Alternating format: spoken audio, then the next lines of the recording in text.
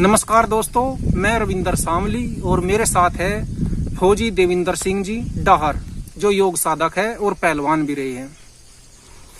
नमस्कार देविंदर जी। नमस्कार रविंदर जी। हम आपसे जानना चाहते हैं कि जी जो हमारे दर्शक है उन्हें भी पता चले, जिनको पता है वो अच्छी बात है, लेकिन जिन्हें नहीं पता उनको भी कुछ चीजें पता चले।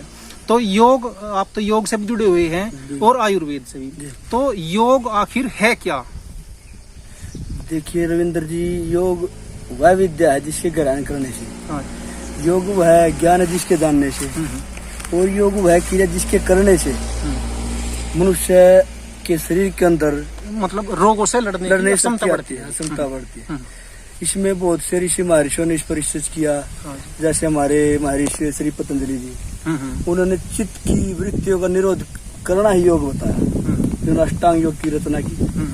इसके माध्यम से जैसे हमारे चित्त की वृत्तियां, जो हमारी इंद्रियां हैं, वो भोग विलास से तरफ जाती है, लेकिन इस योग के माध्यम से हम उन पर लगाम लगा अपने अंदर अंतर्मुखी बन सकते हैं, और इसमें हम मनुष्य नर से नारायण बन जाता है, नारायण की श्रेणी में चला जाता है। और इस महाभारत काल में, द्वापर युग में, एक दो महान योद्धा धनुषधारी अर्जुन जी ने श्री कृष्ण जी से पूछा था, हे केशव, हे योगेश्वर, क्या इस भूमंडल पर ऐसी कोई विद्या, ऐसा कोई ज्ञान, ऐसा कोई तत्व है जिसके बल पर है संभव कार्य को संभव किया जा सके? तो योगेश्वर ने उसके प्रश्न का उत्तर देते हुए कहा, अभ्यास योग्य ने कोणते अभ्यास है, हे कुंती पुत्र, योग का अभ्यास कर, बार बार अभ्यास कर, हर असंभव कार्य संभव हो जाएगा। ये योग की मानता है जी। बिल्कुल। योग का मनुष्य के जीवन में क्या महत्व है जी? रविंदर जी, योग का मनुष्य जीवन में अगर हम गहराई से देखें, जिस प्रकार जीने के लिए अन्न, जल, वायु की आवश्यकता, उसी प्रकार मनुष्य बनने के लिए और स्वस्थ रहने के लिए योग का विशेष महत्व है। कम से कम कौन कौन सा योग हमें करना चाहिए जिससे कि आम आदमी स्वस्थ रह सके? ज्यादा नहीं कर सकता तो कम से कम ऐसे कौन कौन से योग है जिनको करना चाहिए और मनुष्य उनसे स्वस्थ रहे? देखिए रविंदर जी, योग कोई छोटा विषय नहीं है। अगर वो क्रिया कर ले हम स्वस्थ रहेंगे। आसन और प्राणायाम, ये अष्टांग योग की तीसरी और चौथी क्रिया। इससे पहले यम और नियम आता है।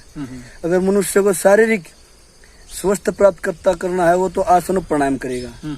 अगर वैसे मानसिक रूप से स्वस्थ रहना है, यम और नियम को अपनाए बगैर आसन और प्राणायाम में सफलता नहीं मिल सकती।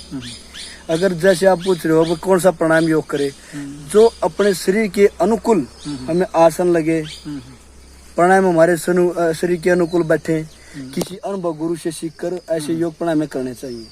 योग के लिए कैसे वातावरण की आवश्यकता है जी? हाँ जी, ये आपका प्रश्न बहुत ही मायने रखता है योग के में। जैसे जो अब हम यहाँ हैं इस उत्तराखंड की पहाड़ियों में, इस जैसा वातावरण योग से बढ़कर नहीं हो सकता।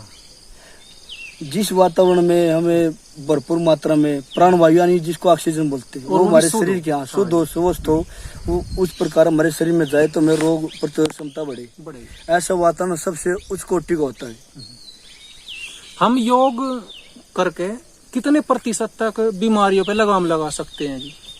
इसके लिए मैं आपको अपना उदाहरण देता हूँ। जब मेरे को हार्ट अटैक हुआ तो एलोपैथी दवाई खातर, मैंने पहले भी आपको बताया है कि जो उससे मेरे को आराम नहीं हुआ, तो फिर मैं योगी मिले मुझे वाराणसी में, जिनको मैंने बाद में गुरु भी बनाया। वो है श्री योगीराज डॉक्टर विजय प्रकाश मिश्र।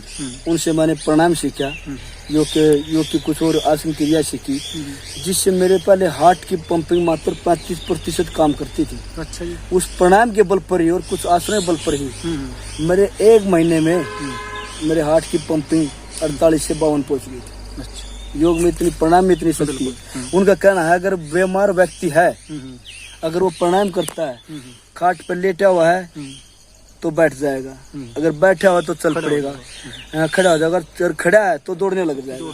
तो इस प्राणायाम योग की इतनी विशेष महत्व जीवन में है। इसका यम और नियम हो, जो योग करने का जो नियम है वो क्या है जी? योग करने का नियम, जिस प्रकार इसमें कई प्रकार की क्रिया होती है, जैसे हमारा वातावरण कैसा हो, हमारे कपड़े कैसे हो, और हमारा आसन कैसा हो, हमारे विचार कैसे कैसे हों, इस प्रकार की चीजें, ये कार्रवाई हमारे जीवन में अति आवश्यक है योग करते समय। दोस्तों, ये थे हमारे साथ देविंदर सिंह डाहर फौजी, जो पहलवान भी रहे हैं। आज हमने इनसे योग के बारे में कुछ बातें जानी। नमस्कार, धन्यवाद जी।